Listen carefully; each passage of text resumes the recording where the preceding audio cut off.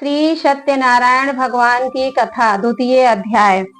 सूत जी बोले, हे ऋषियों, जिसने पहले समय में इस व्रत को किया है उसका इतिहास कहता हूँ, ध्यान से सुनो। सुंदर काशीपुरी नगरी में एक अत्यंत निर्धन ब्राह्मण रहता था। वह भूख प्यास से बेचैन हुआ नित्य पृथ्वी पर घूमता था। ब्राह्मणों से प्रेम करने वाले भगवान ने ब्राह्मण का रूप धारण कर उसके पास जाकर आदर के साथ पूछा कि हे विप्र, नित्य दुखी हुआ पृथ्वी पर क्यों घूमता है? श्रेष्ठ ब्राह्मण बोला, मैं निर्धन ब्राह्मण हूँ, भिक्षा के लिए पृथ्वी पर फिरता हूँ। हे भगवान, यदि आप इसका उपाय जानते हो तो कृपा करके कहो। वृद्ध ब्राह्मण बोला कि सत्यनारायण भगवान मनवांछित फल देने वाले हैं, इसलिए हे ब्राह्मण, तू उनका पूजन कर, जिसके करने से मनुष्य सब दुखों से मुक्त होता है। ब्राह्मण को व्रत का सारा विधान बतलाकर बूढ़े ब्राह्मण का रूप धारण करने वाले श्री सत्यनारायण भगवान अंतर ध्यान हो गए।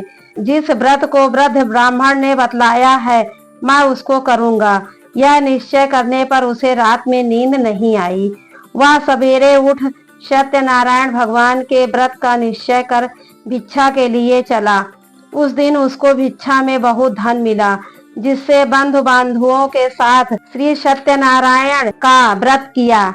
इसके करने से वह विप्र सब दुखों से छूटकर अनेक प्रकार की संपत्तियों से युक्त हुआ।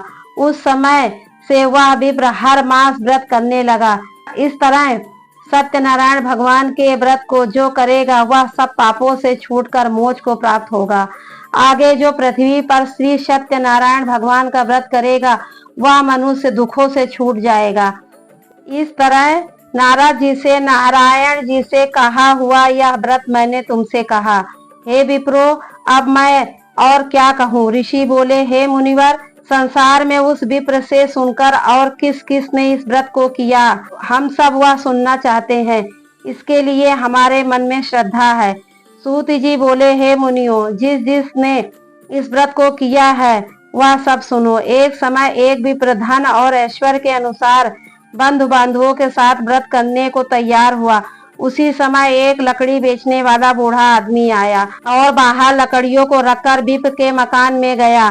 प्यास से दुखी लकड़हारा उनको व्रत करते देखकर विप्र को नमस्कार कर कहने लगा कि आप क्या कर रहे हैं और इसके करने से क्या फल मिलता है, कृपया मुझसे कहो। ब्राह्मण ने कहा, सब मनोकामनाओं को पूरा करने वाला श्री सत्यनारायण भगवान का व्रत है। इसकी ही कृपा से मेरे यहाँ धन धान्य आदि की वृद्धि हुई है।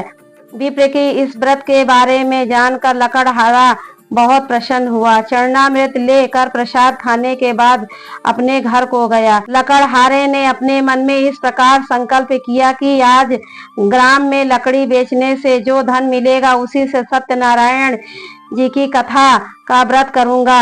यह मन में विचार कर बूढ़ा आदमी लकड़ियों को अपने सिर पर रखकर जिस नगर में धनवान लोग रह रहे थे वह ऐसे सुंदर नगर में आ गया। उस रोज वहां पर उसे उन लकड़ियों का दाम पहले दिनों से चौगुना मिला। तब वह बूढ़ा लकड़हारा दाम ले और अति प्रसन्न होकर पके केले की फली, शक्कर, घी, दूध, दही और गेहूं का चूर्ण इत्यादि श्री सत्यनारायण भगवान के व्रत की कुल सामग्रियों को लेकर अपने घर आ गया। फिर उसने अपने भाइयों को बुलाकर विधि के साथ भगवान जी का पूजन और व्रत किया।